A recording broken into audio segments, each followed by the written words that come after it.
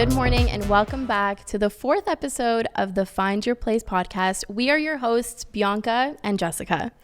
Today, we have an incredible soul sitting with us. He is a thought leader in human potential and growth. He is a speaker, a mindset coach who, thanks to his big heart and his initiatives, has helped so many people get through the pandemic, and not just through the pandemic, but thrive through it.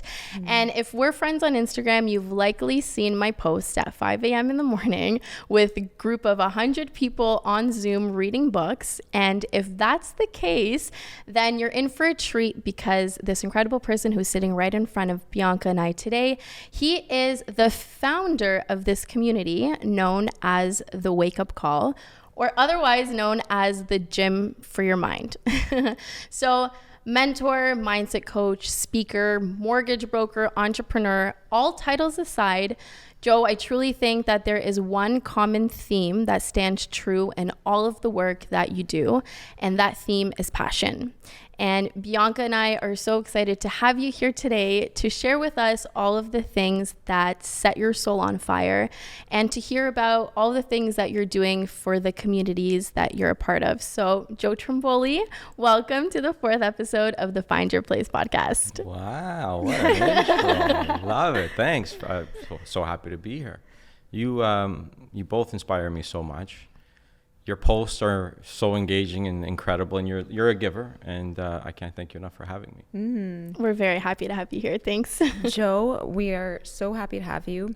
I think that for me, I'm just like fired up to ask you questions that I don't know if I know that you've mentioned these things, but because you're always helping everyone, and there's such little talk of you sometimes, I want to know about how you got to creating the 5 a.m. call, and more importantly, I want to talk about how long it took you to get there, because we have so many people that feel like they're at a certain place in their life and they're stuck, and maybe they're too old, or they don't have time, or what was it for you? Joe, I think before you go in there, I remember Bianca and I were talking this morning, and she was saying that Joe is the perfect example of someone who found his place at a time where most people would say, I'm giving up. Or I'm too old. Yeah. So, Yeah. So first, what I'd say to those people who feel stuck or lost, if you're feeling stuck, it's because you're emotionally involved or focusing on what is presently in your life, your current circumstances, conditions, and that is influencing our thoughts.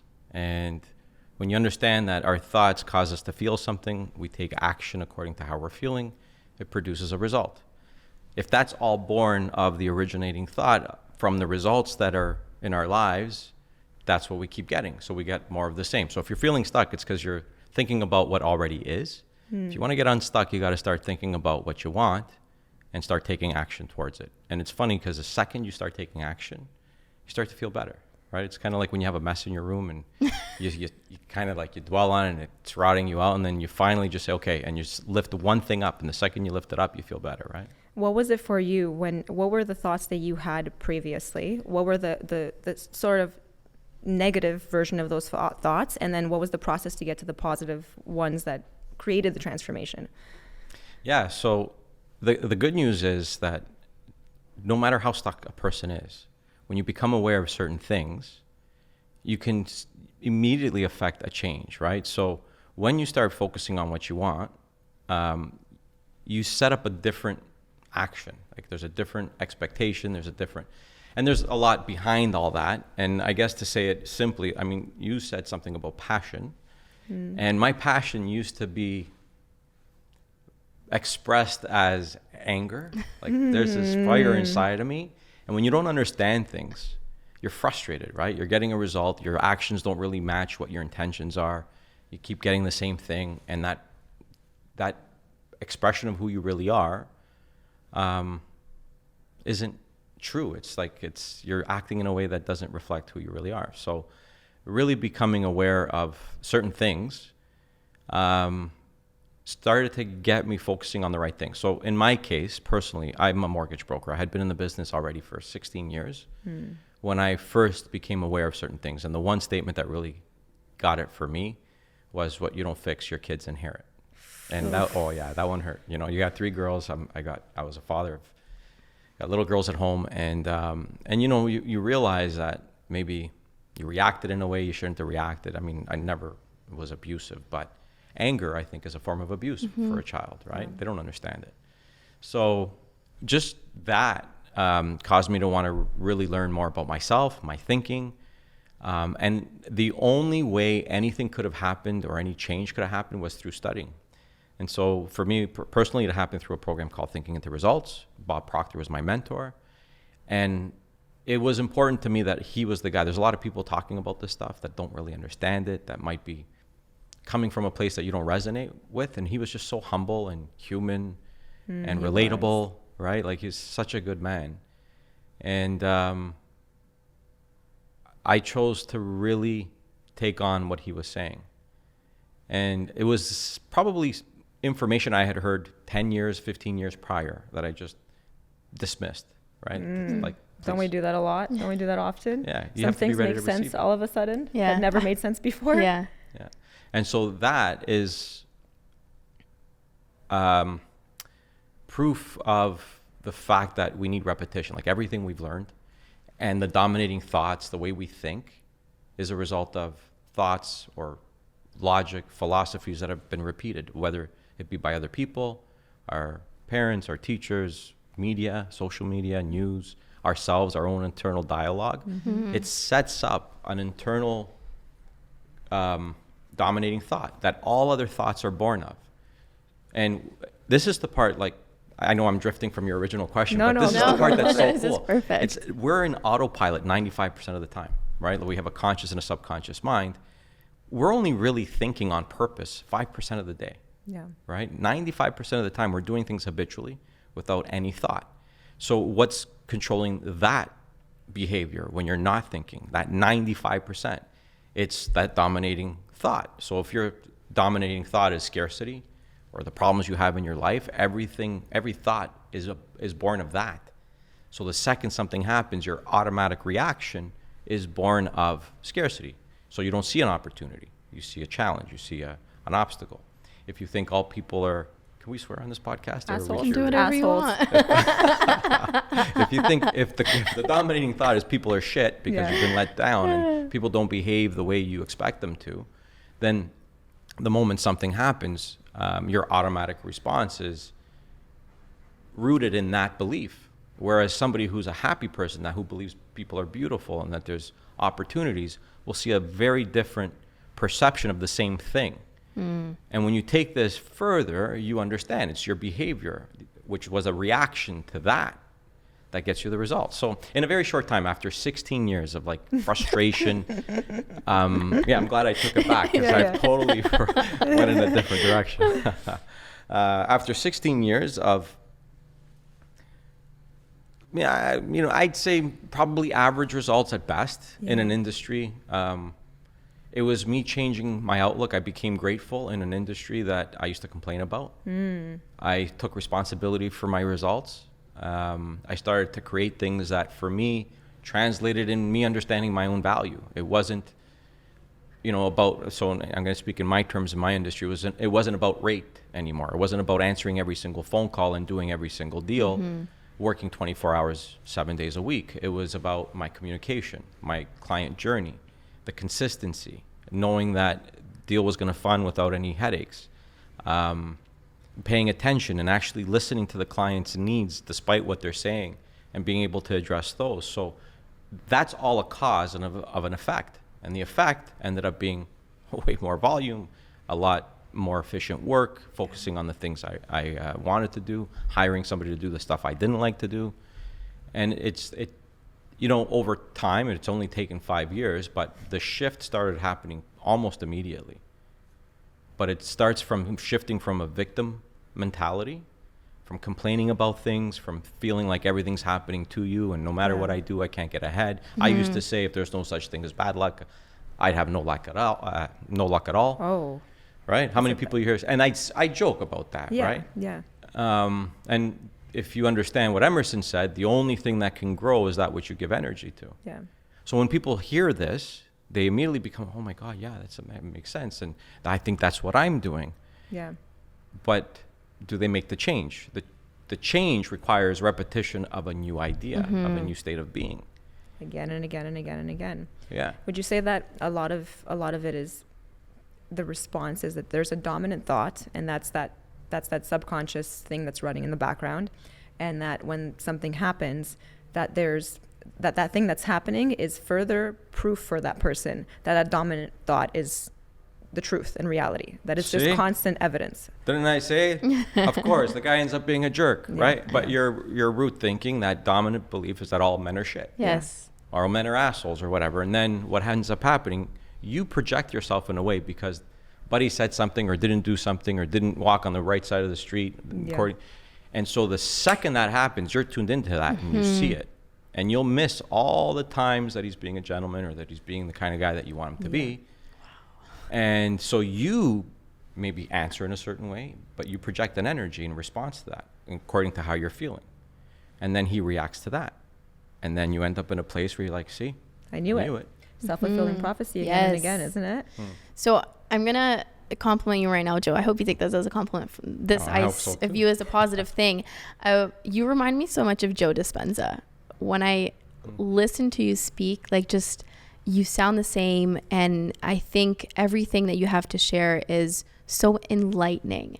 And there was one episode that I was watching him speak, and he was essentially saying, asking the question, do we think our environment affects our thinking, or does our thinking affect our environment? And I brought that up to... Ooh, that's like chicken and the egg. At first you think you know the answer to that, but that's actually more complicated than...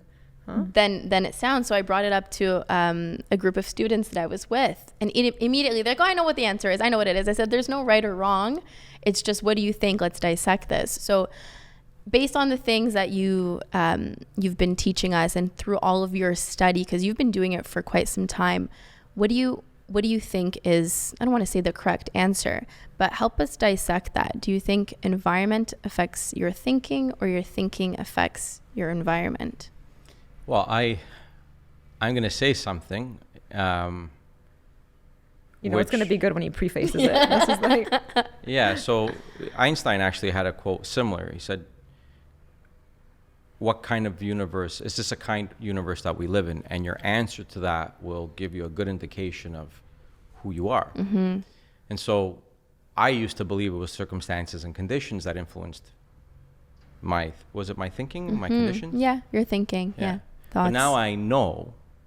See, there's truth and then there's appearances, right? Yeah. There's truth. Truth is,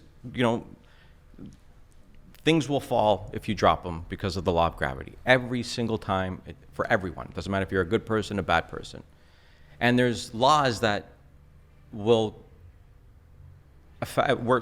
all governed by, that influence everything in our lives the same way as gravity does, but we don't recognize them. And so when you become aware that energy is always moving into form, and thought is energy, that we can originate thought, we can choose whatever we want to think about in that 5% of the day that we're actually consciously thinking. Mm-hmm. That's when you decide what you want despite the environment. So I know that, yes, current circumstances, conditions, and there's people that will find that almost like a toxic statement, like, you don't understand, I'm being abused. And my heart goes out. Yeah. But what we have to recognize is nobody's going to come and change that environment for you. Mm-hmm. It starts with the thinking. And then from there, you take responsibility for your life, right? And so I know that it's actually your thinking that produces your environment. Everything in our lives right now is a result of our previous way of thinking. Mm-hmm. And that's not to say that it's not, it was your fault, that the child abuse was your fault, or the domestic abuse was your fault, or the bankruptcy was your fault. It's irrelevant of whose fault it is. It is what you're going to do with that. So if we change what happened to us to it happened for us, what are the lessons? Understanding that everything happens for a reason. One of my favorite things, Dr. Michael Beckwith said it. He's referencing something in the Bible, I think it was. God doesn't call the qualified, he qualifies the called. So translate that to everyday terms. Please say that one more time. God doesn't call the qualified, he qualifies the called. So if you've had... Amen. Yeah, right? If you've had like big challenges in your life, big adversities, and there's something called the law of polarity. Everything has an equal and opposite. Mm-hmm. So you can't have a left without a right, an up without a down, an inside without an outside, a good without a bad. So when you understand that, understand that it's by law. Now, it's not philosophical. It's the way it is. Then you understand that every adversity, Napoleon Hill said, every adversity brings with it the seed of an equivalent advantage. So whatever that the worse it is, that means the better it can be. Exactly. Because if it's a little bit bad, it can be a little bit good. If it's really, really, really, really bad, then it can be really, really, really good, right? Oh, I like that. So you had talked about your mentor, Bob Proctor, and there was a word that you mentioned. He was very relatable. And I find that you share that quality as well. Yeah. Very, very relatable. I think I speak to Joe more than I speak to my own friends or family. I mean, we see each other on the 5 a.m. wake up call 5 days a week. Saturday mornings, we have our thinking to results. And one thing that really stands out about you is you talk about the adversities in your life. You don't pretend to act like you have everything figured out. And I think that's why so many of us are drawn to you. I mean, that's why I was very drawn to you, you know, someone who we don't really know that deeply. We met over Zoom, but is able to talk about vulnerability and talk about the adversities, you know, that he has faced. So Bianca and I obviously like to talk about the positives, but we also like to talk about how we go through certain things in life and it's not happening to us, it's happening for us. And I've learned this from you. So help us understand, what are some of the challenges that you face in life that you think have really helped build character and that have led you on the path that you are on? That created all of this greatness, because there's a lot of greatness here, Joe. So we want to hear about that other stuff too. Yeah, well, it's cool because it's humbling to recognize that it's not really you. That you're just becoming aware of things that are causing you to work in harmony with some of these laws that I mentioned, right? And I know it could sound kind of like trippy, like what the hell is this guy talking about? Laws of the universe. And trust me, I'm one of those guys too, but I try to share things in a very relatable way and how those things apply to our lives and in our work and the things that we do. But I think I'm relatable because I make myself very brutally, honestly vulnerable, and I know that we're all going through the same thing, and people don't really talk about those things, but it's the lessons that come with those. So, I mean, listen, I had cancer. I was 21 years old, and I was angry, even with that, right? Like, and I was, on the surface, we have two images, right? There's the one that we have of ourselves, and then the one that we project onto the world and the way people see you. And so looking at me, you'd think, oh, this guy's got it going on. He's okay. He's good. And but internally, it's a struggle, right? And I think a lot of people feel that way. So through high school, socially, you'd think, yeah, this guy's all right. There's no problems. And work, I always had a job. I think I started working when I was 10 years old. Wow. God forbid I was seen with my hands in my pocket. My dad would throw some. Actually, my dad would never throw something at me. But, you know, he'd like, hey, what are you doing with your hands in your pocket, right? So it was very much like, you got to work. Yeah. Very much money was for other people. Hard times, can't catch a break. And, you know, if somebody else was having success. A lot of old school mentality, like older generation like this, because that is their experience, right, for them. Yeah, and it's true to them, but it's not true. Yeah. Right? It's the story, it was their perception of it. But then we accept those things as our truth. Yeah. Because when we're kids, we're going, okay, right? Oh, money's for other people. Okay. Yeah.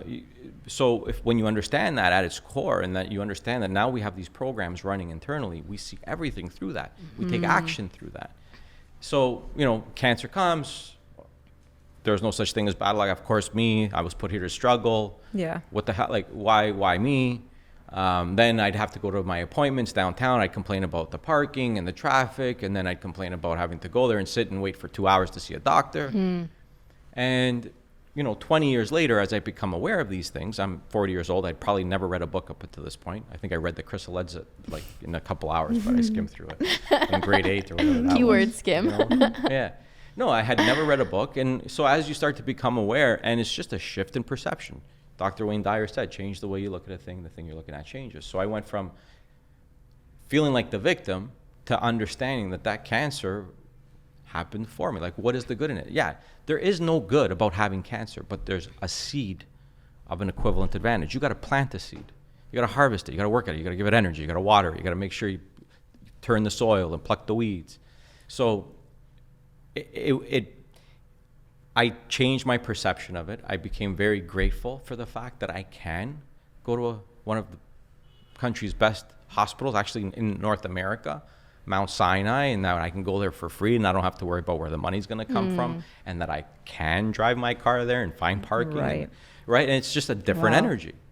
And you know, you realize that then in your own business. In my business, I went from complaining about the industry I was in because I didn't feel like that's what was meant for me. Felt like I was always with one foot out the door, 16 years, going to work thinking this isn't for me. And in an instant, it changed because I became very grateful for the fact that I'm in an industry I can make my own hours. There's no ceiling to what I can earn. I can work whenever I want. And yeah, there are parts of the industry that I hate, but there are parts of the industry that I absolutely love, right? Understanding a person's goals and being with them during one of the few milestones in their lives. And so you change that and it sets up a very different outcome. And so now that plays out, now you start to get in the habit of finding the good. So all of those adversities, all of those challenges in my life, they're no better or worse than anyone else's, because to us, it's the worst thing. Yeah. When it's happening, there is no good in it. But when you understand the law, you know that even though I can't see the good in this right now and it sucks and I wish I didn't have to go through this, there's good in it. I can grow from it. The interesting thing about these adversities and these horrible things that happen, you're saying that there could be great things that come from it. I keep going back to everything that I've been through, all of these insane things, and as well as everyone else. And I think that when I started realizing that my life isn't about me, like you're saying, your life isn't about you, really, like all of the fun stuff, all of the purposeful, meaningful stuff that we feel ever has to do when we're providing some sort of value to another human being. Mm-hmm. Everything else matters none, and you don't understand it until you provide that value for the first time and you go, wow, that felt better than winning the lottery. Like that felt amazing. So like that, all of these are adversities, these horrible things that happen, build a sort of empathy muscle that has you be able to trigger something inside of you that goes, oh, this person's going through what I went through, so I'm able to pull up and muster up all those feelings that I had and the way that I dealt with it and offer that value. So I would argue that, man, you need a lot of crap to happen to you so that you can be of service to the world in the best ways. Yeah. It's all about that. It's all about providing service. Yeah. When you come from a place of service, well, I forget what the quote is, but it's basically, you get the results of a king when you serve. And I forget how it's said, I'm sorry, but and what you're saying is also in the law of giving and receiving, another law. Giving starts the receiving process. Giving is the first action in receiving. And so often we're looking to get. We show up to get, right? Yeah. You go apply to a job and you're looking to get. Well, the people that show up knowing about the business that they've applied for, knowing what their value will be and how they can help and what the company's vision is and what they're prepared to give, they don't even concern themselves with what they're going to earn. They know that's a natural. See, you don't have to worry about what you're going to get paid. You will always get paid what you're worth. And so coming from that place of service, but like you were saying, also all the stuff that you've been through has been qualifying you for maybe this podcast. Because now, and so you can sit here now, look back, connect the dots and say, yeah, when I went through this relationship, when I did that, when I had this thing going on, I learned from it and now this is what I can serve you with. But you can't do that from where you were looking forward and figure out how this podcast is going to happen or whatever it is you're doing in your life, right?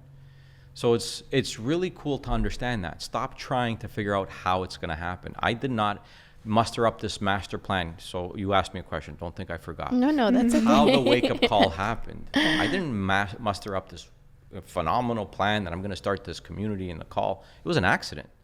I understand that it wasn't an accident because there are no accidents, but I'm going to say it in the sense that we all understand it. It was an accident because all I did was I took action and I started to serve. So it started off with a call. It was a mastermind. It was myself and 3 of my friends that we were going through that, thinking into results together. And Bob would always say, you have to study, you have to study. And he talked about how he reads this book every single day, Think and Grow Rich, reads it every day. Doesn't read the entire book, even if it's a sentence or a paragraph or a page or a chapter. He reads it every day for 60 some odd years. So I said, guys, why don't we get on the call in the morning? We'll read together, and then we'll kind of like chat about what we read. I love this story. Yeah, and so we did that for probably a year or 2. And just the 3 of you? Just 4 of us. 4 of you. Yeah. And, you know, one of them is in the industry that I'm in, and we'd go to events, and he would talk about this thing that we do. Yeah, I'm up at 5 a.m. And you weren't about that. You were like, whatever. No, and people would say they want to come on this call, and once in a while, hey, you know, so and so, and like, no, nobody's gonna change the dynamic. This is the 4 of us. This is like a brotherhood, right? Were you guys on the phone, Joe? Yeah. Okay, so everyone's dialed in. It wasn't a face. Like no, it was just a phone call. Yeah, this is so what happened was eventually when I started to study and really start to understand this information, I started to think to myself, I really want to share this. And I was sharing it wherever I could. I wouldn't just randomly walk up to you on the street and start telling you about these things. But in conversation, I would share and it would help people. And eventually it led to me being asked to speak to 2 companies that were mortgage broker companies in Cancun, Mexico. So I was affirming at the time, I'm so happy and grateful now that I'm being asked to speak to large audiences all over the world.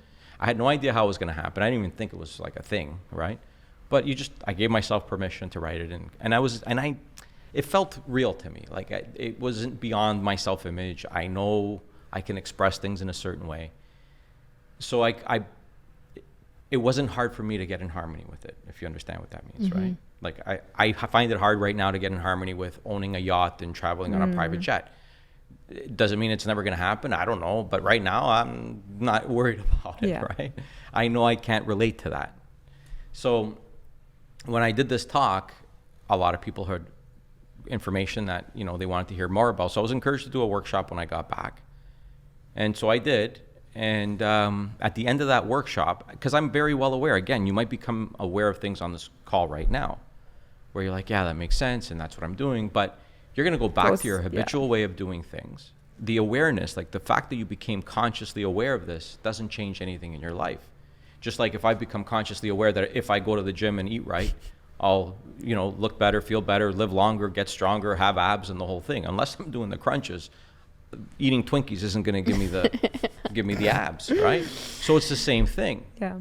We got to understand that it's changing the program that's creating the habitual behavior. We have a program, it's called a paradigm, and it influences all of our habitual behavior. 95% of what we do is habitual. So you got to understand, you want to change the program. So me, knowing that these guys were about to walk out of the room and go out again to eating Twinkies and things, I said, am I allowed to say Twinkies? Are you allowed to say like name brand things? We're fine with that. We're fine with that. So I'm figuring it out as we go, right?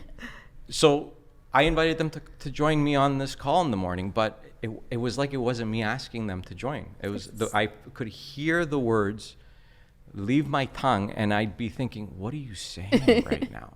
Wow, you had a moment to step into being a bigger version of yourself, and you had to fit in. It's almost like a lobster breaking out of a shell, that discomfort of like, now I'm gonna have to show up as someone else. That's what that thought probably was, right? And you know what? I didn't even have to choose it. Again, I don't want to get too trippy at this point, but your subconscious knows how to get you the thing that you're in harmony with. Yeah. If you're in harmony with 200 pounds of extra weight, or if you're in harmony with earning a lot of money or being broke, your subconscious will tune into opportunities and drive you into action to make sure that that's what's manifesting in your life. I was in harmony with sharing this information with people all over the world.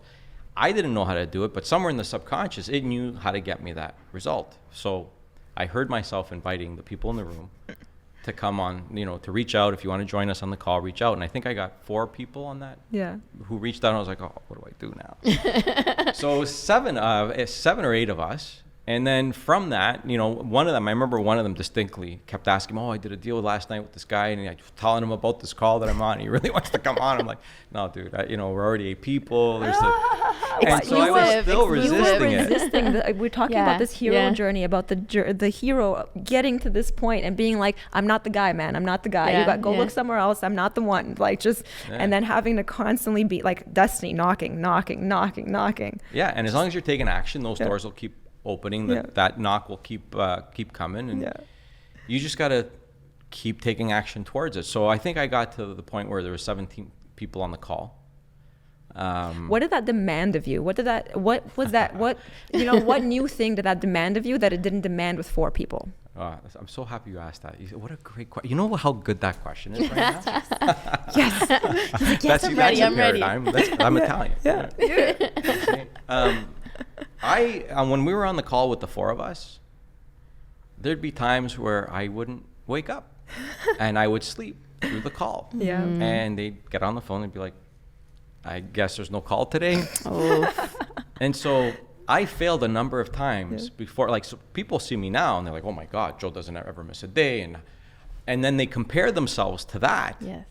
And they think they're not capable. But what they didn't see is that hero's journey that you're talking about, right? Where I was being qualified, where I was sleeping in, where I was failing. And because I didn't stop, and this is another important, you don't fail until you stop. So what it did for me, accountability. Right now I had a bigger group. I don't even know half of these people. I got to show up. They rely on you. And the way it was before, it was the 4 of us, so we would all kind of interact and talk. Now it was more, I was taking more of a leadership role. And again, the law of polarity. With leadership, and the law of giving and receiving. Because I was giving, do you know how much I got back? Because now I'm showing up every single day. I'm studying every single day. I'm making sure I go to bed at this time so I can wake up in the morning. And I'm listening and paying attention in a way that I never did before. So because I'm in this place of service, automatically getting the effects of that. So it made me more aware. I did not speak this way 2 years ago. Yeah. Right? And not that I'm speaking in any special way, but there's a confidence that comes after having done things a certain amount of times. And some of that is falling on your face. Yeah. And we don't see that part. I love when he laughs. Right? But now when you understand that, now it's like, bring it. Yeah. Even if there's like, I'm going to make an ass out of myself. Like, bring it. I know it's part of the journey. I don't necessarily want to pay that price, but if that's how I got to learn, then fine, bring it. And now how many people are on the call? So live on Zoom, I don't know how many members. I think there's 110, 120 members. You can ask Laura. But we changed the structure of it. But we were up to 1,200 members. Yep. Or 1,200 people that said they wanted to be on the wake-up call. Most of them never made it on a call because you make the decision now when you're thinking on purpose. And then when you're on autopilot, when your alarm goes off at 5:30 in the morning, it convinces you to just stay in bed. You don't need to get up. What's this call going to do for you? So many people need to hear this. So many people need to hear this. Yeah, so you make a conscious decision and you just keep trying until you start showing up. So we went from 1,200 to, I think the community is like 120 people now. There's about 50, 60 people on the East Coast call, and then I've just launched the West Coast call. There's about 15, 20 people on that.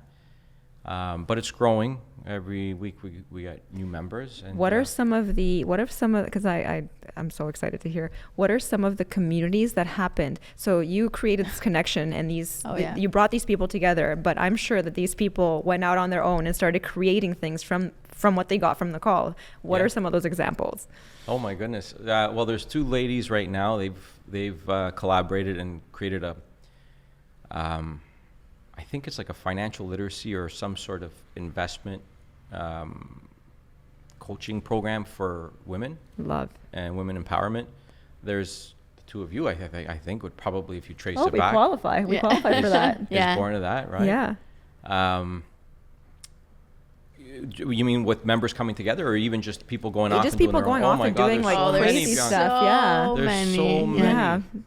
Like their results and what they've gotten from the simple act of accountability and of showing up consistently on something as seemingly silly as the 5 a.m. call where you listen to people reading books, quote unquote. It's so much bigger than that. Yeah. And for the record, like, it's not a book club. The reason why we read books, we read them to understand what's in the book.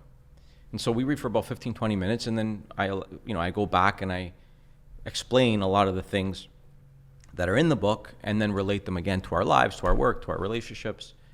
And so you're getting what you're supposed to get. It's the understanding of things that kind of hits the core and causes you to behave differently or have different kind of faith.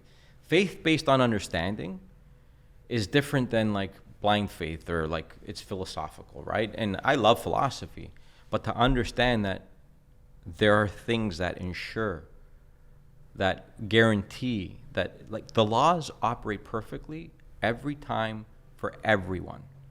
And we all have complete liberty to operate with these laws and to use them. But we're violating them because we don't even know what they are.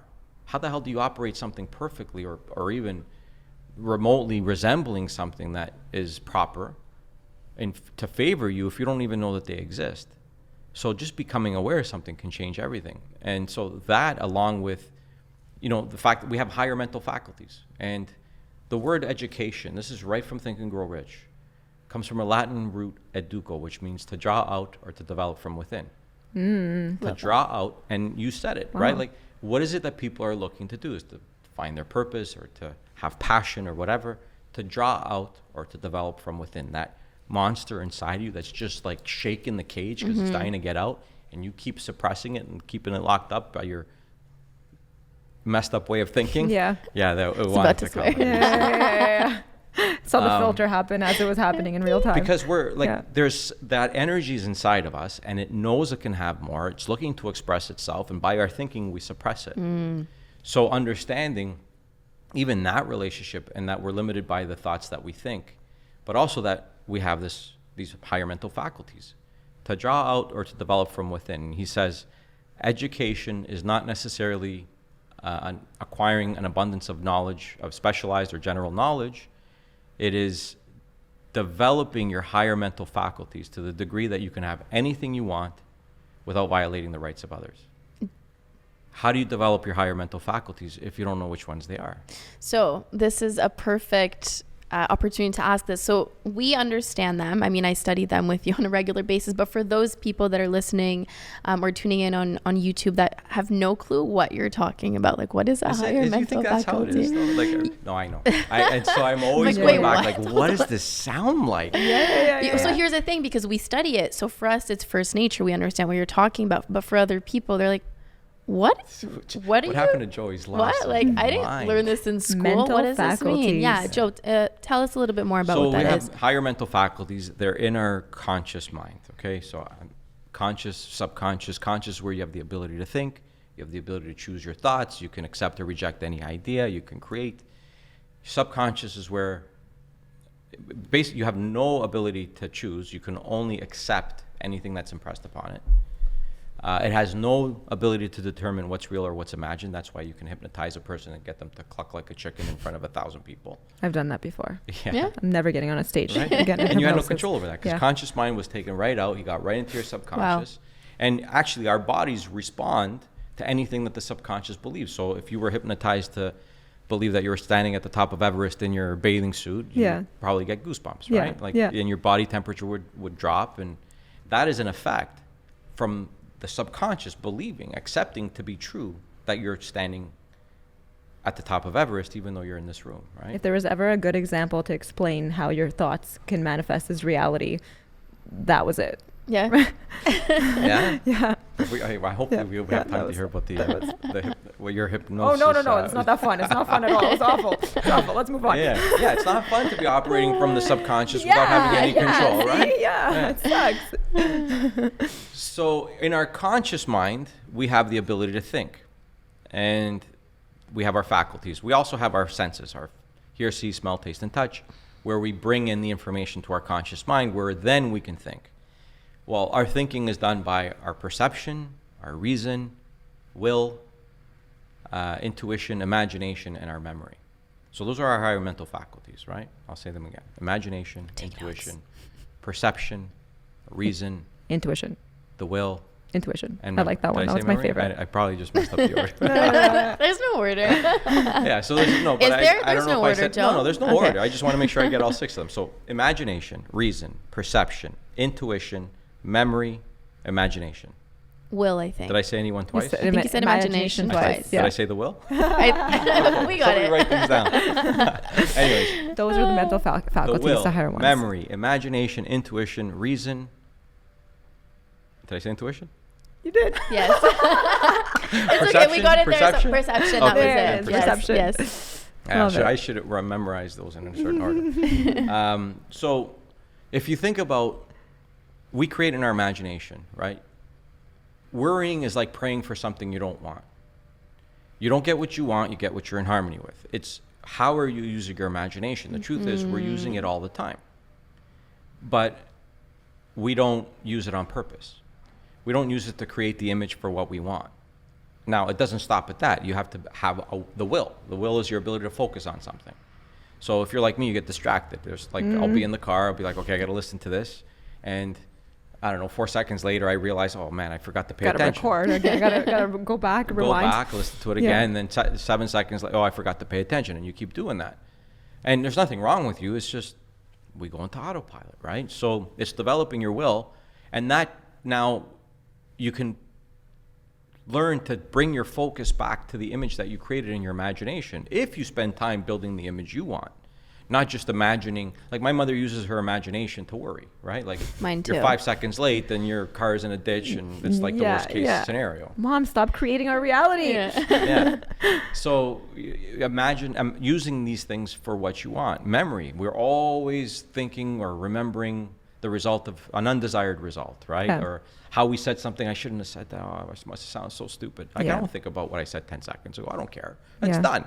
I can't take it back. I can't change it. It's there. It's The there forever. Italian just came out. It's done. It's done. It's finished. Like I love it. Right? So why do we remember what we shouldn't be remembering? What I should remember is the vision that I want to live by, or some of these principles that I want to live by, or the decision that I want it to be less judgmental.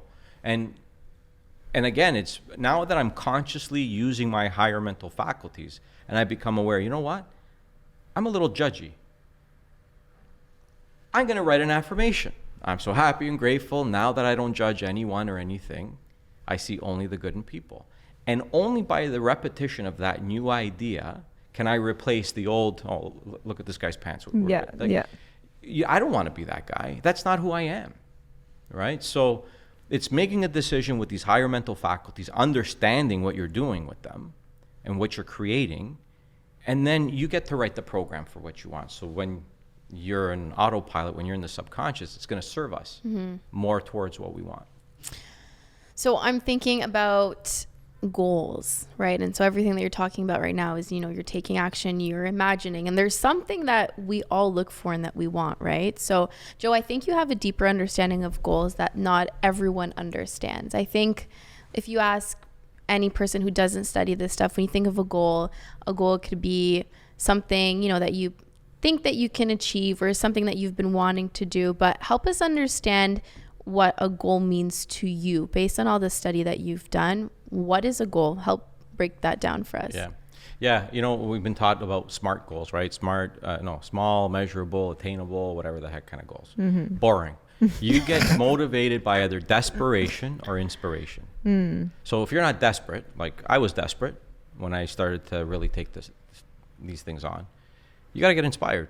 And I think a small goal isn't really going to inspire you. The purpose of a goal is to cause you to grow.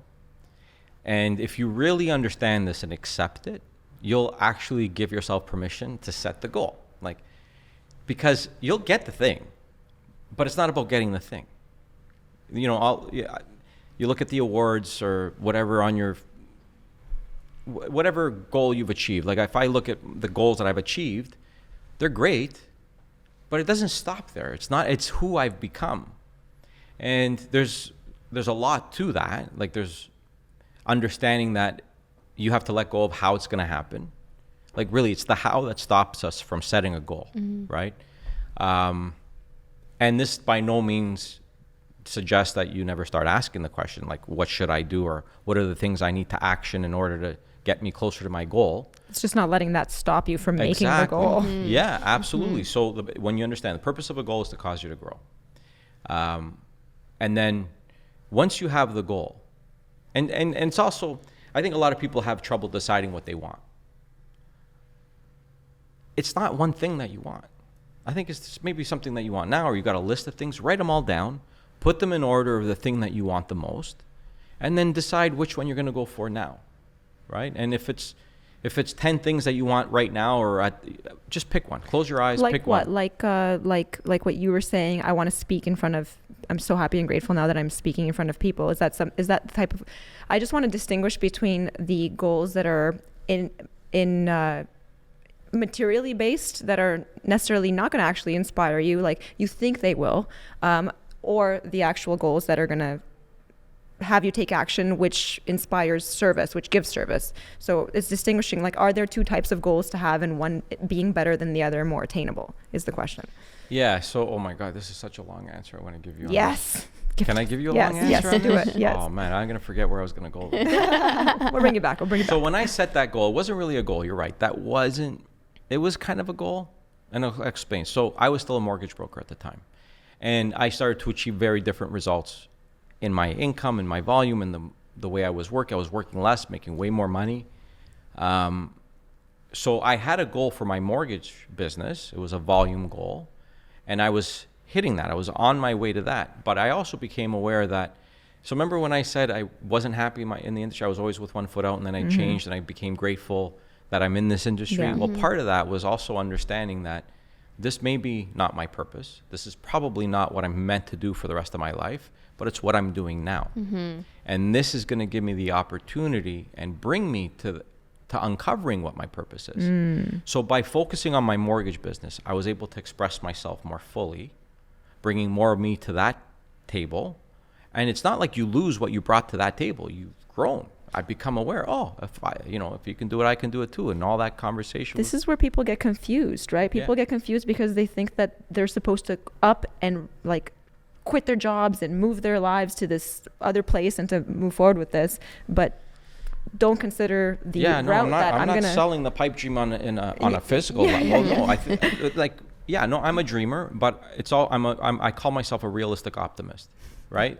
If you decided you want to start a business, but it doesn't make sense financially because you've got a big mortgage and you're the only income producer and you've got kids you got to feed, don't quit your job and then go try to make it happen. Figure out maybe what you can start doing towards that while you continue working. By changing those thoughts as well, right? Like changing that. Yeah, and you have to accept the idea that it's possible. There's a lot of things that are I have a life script. I shared it this morning. There's a lot of things in there that when I wrote were like a pipe dream, but I actually allowed myself to think and to write down clear skies, right? Perfect conditions, exactly the way I wanted it to be. And looking forward again, well, how the heck's that going to happen? A mortgage broker has to be accessible on their cell phone all the time. And you have all these things that we've just accepted to be true. But you have to accept the new idea. Contrary to what you already believe, this new idea is going to feel like a lie. Because what's programmed in you is a lie. So because of the contradiction, it feels like a lie, but it's not a lie. And the way you have those beliefs within you now that you didn't choose probably for the most part, we just accepted them somehow. We have to repeat this new idea until it becomes the truth. Because you tell a lie enough times, it becomes the truth. You'll believe it, yeah. Oh, yeah. So when I set the goal, it was actually, I had a financial goal for my mortgage business, but I did become aware that I think I became obsessed with this information because in a heartbeat, you become aware of something that can change everything, and it's maybe you're hearing this and it's not right, but you hear it at the right time, or you hear it in a way that you didn't hear it before. And you know how you said this is where people get confused? Yeah, because the speaker is also going off on a train of thought and maybe forgetting to return back and explain this part of it. Yeah. And because this is one-way conversation, it's a conversation here, but it's going out, those people aren't coming back, which is another reason why the call is so good. It's because now you have an opportunity to ask the speaker, hey, Joe, what did you mean by this? And what does it mean here? Whereas when somebody's on stage or when you're listening to a YouTube video or this podcast, it's incredible, but you don't get to ask the question that clears it up for you, or to say to the speaker, hey, dude, you didn't finish what the heck you were starting to say, right? So that it was more of a cop-out on my part, I'll be honest, that affirmation that I wanted to share this information with people all over the world, that I'm being asked to speak, because I didn't want to be called a coach. I had a problem, big paradigm with the word coach at the time. I didn't see myself as a coach, but I knew I wanted to share it. And I know I wasn't going to do Instagram videos and go on, and I have nothing against it. It's just not me. It's not who I am. And so I can't get in harmony with those things. So I didn't know exactly what it was going to look like, but I allowed myself to just see being asked. Because I'm not going to go and say, hey, do you want me to speak at your convention? I want it to be asked. So it was, again, being able to accept an idea. I don't want to sell thinking into results. I want people to ask me, to lead them through thinking into results. Be the example, and then them see that and go and bring themselves to you. Yeah. And so the goal, I think, has to be measurable. I think there has to be some way of knowing that you've arrived. I like money goals, understanding that it's not about the money, it's what the money allows you to do. We cannot express ourselves fully without money. We need the use of things. And the only thing that gets us the use of those things is money. You can't even play tennis for no money. You can't run. You can't even go for a jog with no money. That's the reality. And because people are so caught up on making excuses and justifying where they are, they'll say things like, money's the root of all evil, or money doesn't bring you happiness. Well, no, absolutely no. It doesn't in itself. But it brings more of you to the surface. If you give money to an asshole, you get a bigger asshole. Yeah. It just amplifies who you are already. Yeah. So I like the money goals, or operating a business goal, or whatever the goal is. I think it has to be measurable. There should be a date on it, and you just ask the question: who do I need to become to get that goal? And it's, we don't understand. We've heard it, but we don't be, do, have. Well, become the person. Talk to people the way a person who already has the goal. Think from the end. Project that energy. Serve in that way. And it's that behavior that gets you the results. And another thing we've been taught is work hard, have success, and then you'll be happy.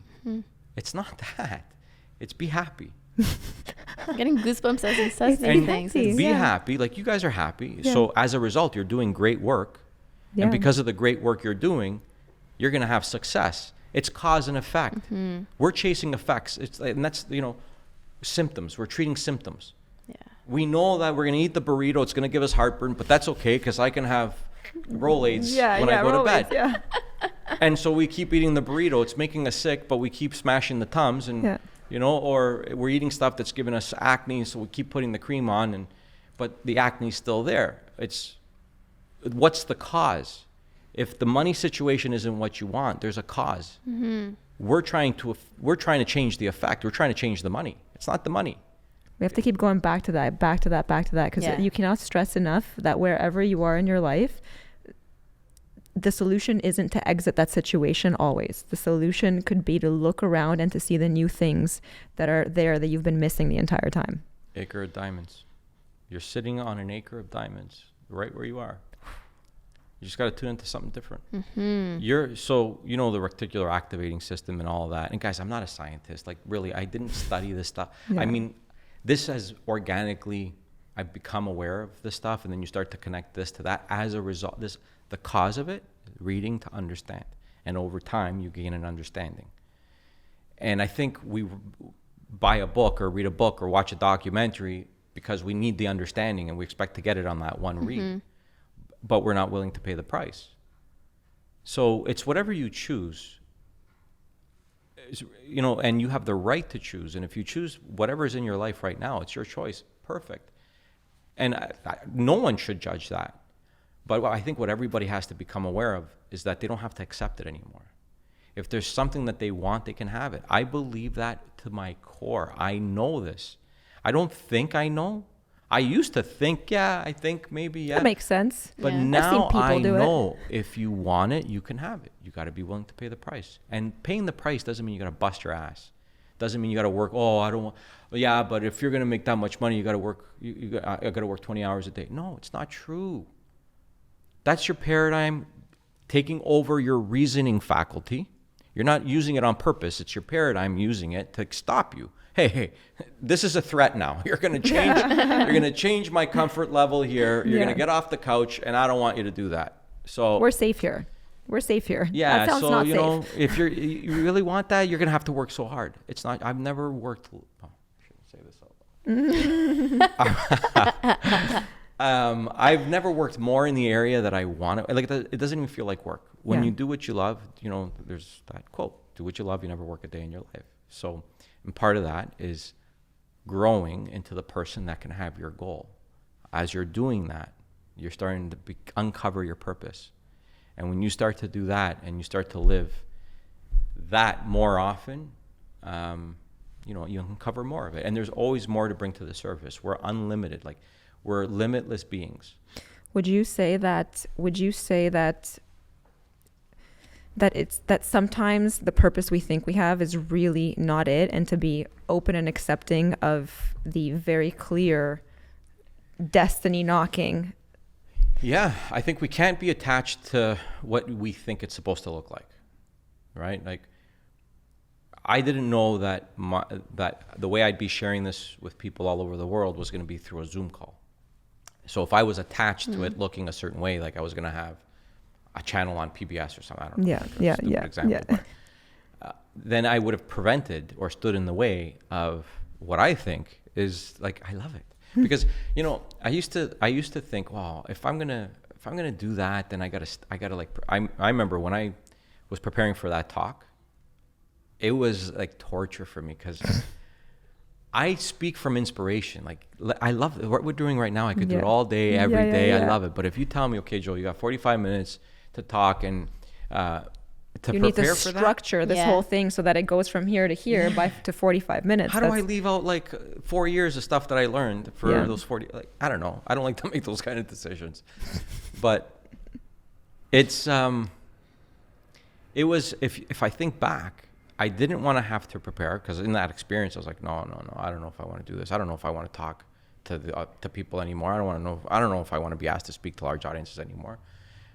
And so I started to think of the reality, the possibility that I could without having to prepare for it, right? So now I don't prepare for the calls in the morning. I get up.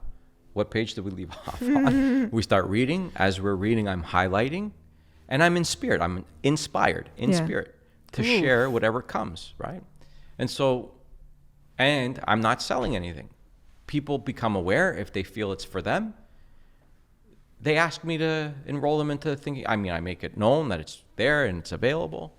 So you can design it any way you want, but you got to think from the end. The means by which it's going to happen is going to look very different. So if you and I say, let's go to LA, Bianca, we're going to drive to LA. We're going to take a 5-day trip. First stop, I really got to figure out a route, but let's say it's New York, and there's a traffic jam, and I don't know, all the highways are, and we can't go where we thought we were going to go on day one. We don't cancel LA. We don't say, okay, screw it, we're not going to LA. Let's turn back and go home. Yeah. Or we don't say, forget it, let's just go to BC instead. The way in which we get there, the route we take might change. Things are going to come up, but we're going to end up in LA as long as you persist. And that's the same with our goal. Your goal, whatever your goal is, your goal does not change. The way in which you're going to get there will change.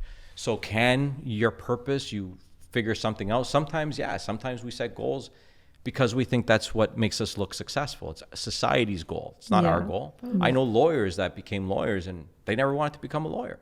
And now they're dealing with this internal conflict because how do you give up all that time but you won't have lost what you learned in becoming a lawyer. You know? So I think the purpose is something you uncover. You don't find it outside of you. You uncover it. And as long as you keep taking action, and being constructively objective in, you know, your failures and what you need. Like, you can't beat yourself up because you're not enough of this, or because you procrastinate, or because you're not getting to the gym, whatever. You just look at it, what do I want? And focus on what you want. The only thing that can grow is that which you give energy to. I want to say that like 7,000 times on this podcast. You can say it again. But it's true.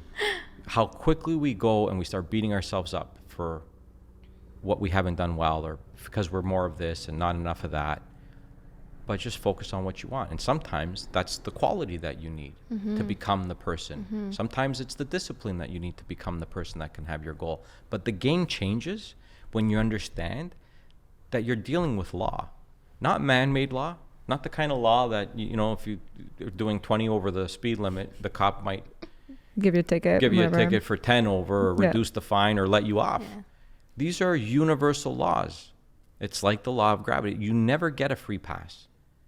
They apply to every single person. Doesn't matter where you are, whether you're broke as hell or rich, whether you're black or white, whether you live in Mexico or Canada. It doesn't matter. It doesn't matter the environment that you're in.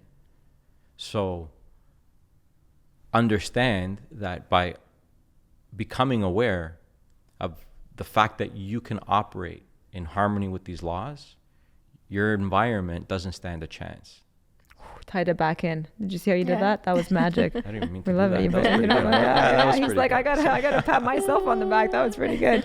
Now, okay, so now you said earlier, you said that, you know, your life looked a certain way prior to this transformation, and we know that you're transforming people's lives and that you've done well financially. But what about home life? What changed in the home life when this perspective changed? What did that look like? What was the benefit of that? I'm a completely different father. Completely. Relationship, you know, I Southern Italian, double standards, like you would not have liked me a few years back. You know? Glad we have you on now, not years ago. Yeah. No, but you know what? To have that awareness, to have the awareness to look at it, to make a joke about it. But that's the thing with our lives. Wonderful. It's that exact thing. But no, my parenting style is very, very different. I didn't think I'd ever be the kind of dad that is allowing or okay with things. Yeah. Like my daughter just started driving. She's 17, just got her a car and she's out, she's driving around. I don't worry, you know. I know that the previous version of me, I don't even know if she wouldn't even got a car. Yeah, she wouldn't be allowed out of the house. Here's a like, tricycle. Where are you going? You know, Yeah. Go wash the dishes. Yeah. And I know I say that jokingly. I know it's not funny, but they're still not horrible values, right? That's still not horrible. Well, here's the thing about paradigms. Yeah. You get paradigms aren't good or bad. Yeah. Right? They just are. Everything just is. We make it what it is by our thinking, right? But there's paradigms that serve us and there's the ones that don't. So I have certain beliefs or certain paradigms, certain values or customs or whatever you want to call them, standards that I know might be a little bit offside. Yeah. But I get to choose whether I want to keep them. Yeah. I kind of like that. I like chivalry. Yeah. I want to hold the door open for a lady. Yes. You know, I want to walk on the street side of the sidewalk. Like, I get to choose. Or I say, man, I don't know if that's serving me anymore. I gotta change that. Doesn't make sense in my life. So now I'm in a position to look at everything that I believe and question whether I question the belief, hold it up to the light. Where the hell did this come from? Do I want it? Is it serving me? Do I want to change it? And yeah. I know it's kind of like double standardish, but I like it. Right? So it's affected the way I parent. Absolutely. It's caused me to understand things about my relationship with my dad, my parents, my, other people in your life. It's just, you become more compassionate, understanding that they are who they are as a result of their paradigms. You eat what you eat because your parents fed it to you, probably up until a certain point. Like, if I'm talking to a vegetarian, chances are they weren't born a vegetarian. Maybe some were, but at some point they made a decision. Mm-hmm. And then it took a conscious effort to choose to eat vegetables, to not eat meat, to whatever, right? And only after a time it became natural, it became habitual, where they don't have to think anymore. Yeah. So you become a vegetarian because you're deciding every day that you're not going to eat meat. At any moment, you can eat a piece of meat. You're no longer a vegetarian. If you're a criminal because you're choosing to continue stealing or to continue doing whatever the hell you're doing. Because I'm a mortgage broker because that's what I choose to do every morning. I choose to do mortgage broker things. But if tomorrow morning I wake up and start gardening, I'm going to be a gardener or an author or whatever the heck I want. You know the most fascinating story? I don't know if you've heard this. You know, the Nobel Prize is named after Alfred Nobel. He's an actual dude. Oh. He is known for having invented dynamite and, I don't know, all kinds of weapons. And, well, he's known. He was responsible for those inventions. And his brother passed away. And a paper mistakenly wrote the obituary on his life, thinking it was Alfred Nobel that passed away. So the headline read, Wow. Dr. Death or Mr. Destruction, something like this. He was the one with the atom bomb. He was the creator of the atom bomb. Yeah. So he was known as the guy that, you know, caused all this.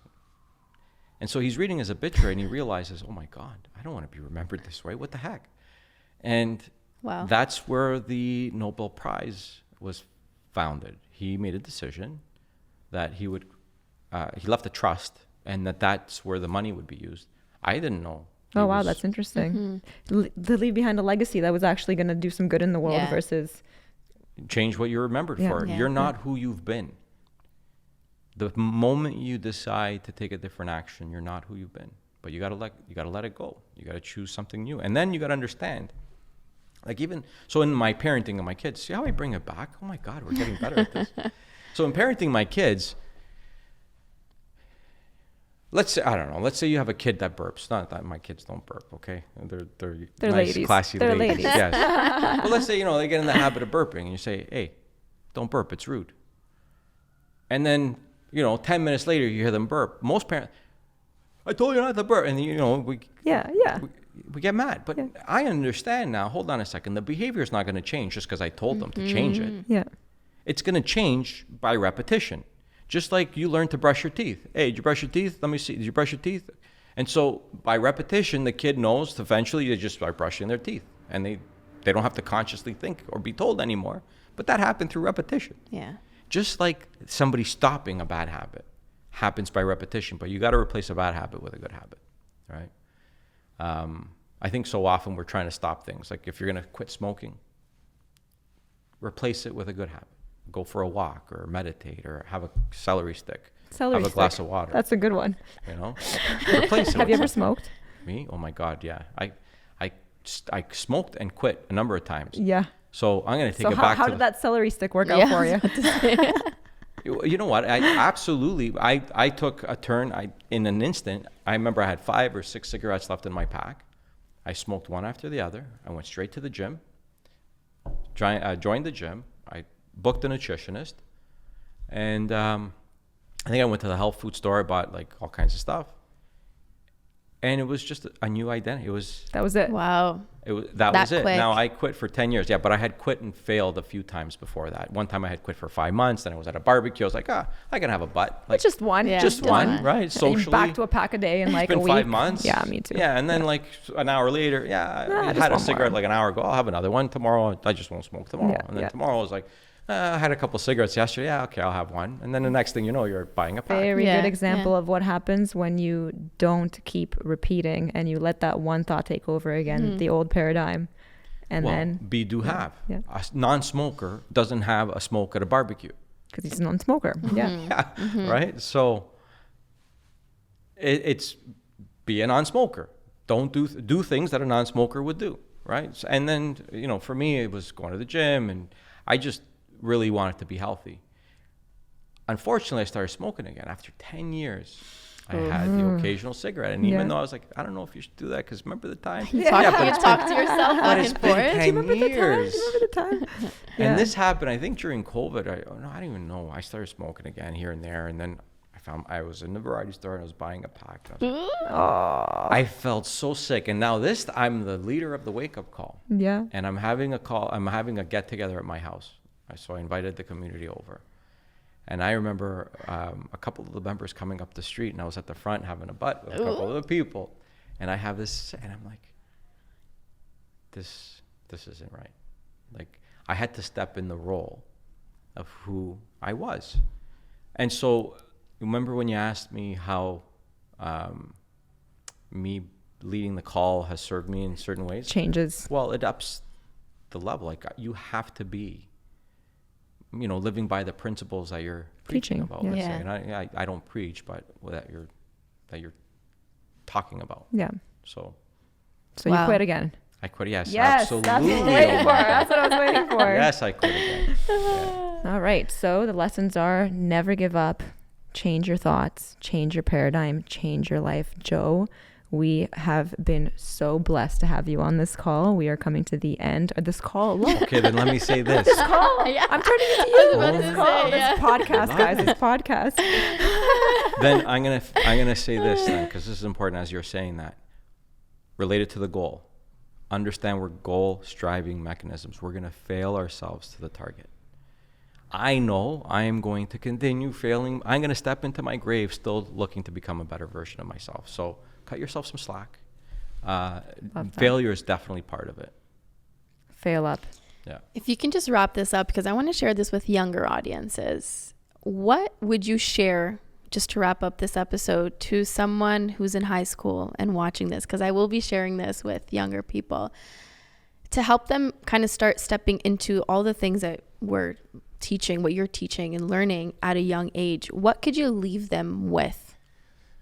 Every time I'm asked this question, it's something different that I say. And you can shamelessly plug your call in here or your contact information, but so every time I'm asked this is a different. See, there's it's like a cake. Okay, there's all kinds of different ingredients, and you can't. There's so many food analogies. Are you hungry, Joe? I am actually. Yeah, me too. I am. Tell us about the cake.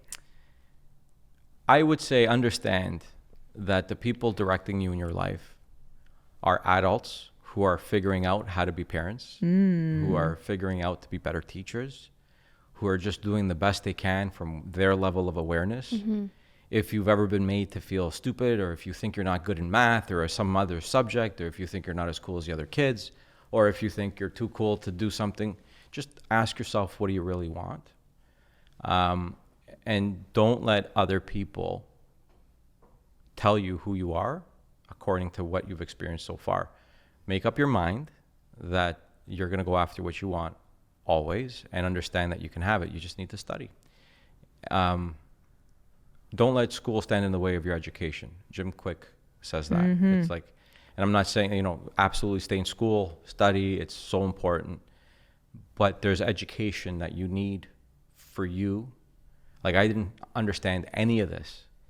And Bianca, I could have lived the rest of my life struggling, settling for a lot less than I'm capable of achieving because I wasn't educated in this way. And so regardless of the path you're going to take, whether you want to be a plumber, a mechanic, a lawyer, a doctor, a philanthropist, whatever, just understand that you have everything that you need already inside you, and you just need to become aware of how to use those gifts. Beautiful. Perfect. I love it. Okay, wrap up this episode, Jess. I mean, I think Joe just did it for us. Joe, how can people connect with you or join the Wake Up Call or even study Thinking to Results with you? JoeTrimboli.com. Sign up for the Wake Up Call. Reach out. I think there's a contact us there. I'd love to hear from anybody. Anything you're struggling with, reach out. Absolutely. It doesn't have to be the way it's been. So I really look forward. I think you guys are doing incredibly good work. I love it. I can't wait to see all the good that's coming. I know it's on its way. So I celebrate it with you. Thanks for having me here. Thank you. And for those of you that are thinking 5 o'clock is too early, Joe has now implemented a new feature where you actually get a phone call, right? Oh yes, yeah. What's the feature? So it's not. Joe's not calling every single individual person. Well, I am. Okay, Joe is calling every single individual person. So you know how you can schedule a wake up call when you're at a hotel? Yeah. Well, we have that service. So if That's badass, Yeah. guys. Yeah, so no So more look at your phone to ring. excuses. Yeah. We also have a West Coast call, so it would be 8:30 Eastern, 5:30 Pacific. So Wow, so you again, can choose your 5:30 doesn't time. work. You can choose your time, guys, if it doesn't work, because he wants you to change your paradigm, and that's incredible, Joe. Wow. Absolutely. Wow, thank I you. think 5:30 is the magical hour, but I agree. if I you do can't too. make it work for whatever reason, then Yeah. 8:30 is an option. Yeah. Yeah. Joe, your blessing. Thank you so much for joining Bianca and I, Thank you and we so look much, forward ladies. to hosting you again. Yeah, I can't wait. Till Thank you. next time, find your place.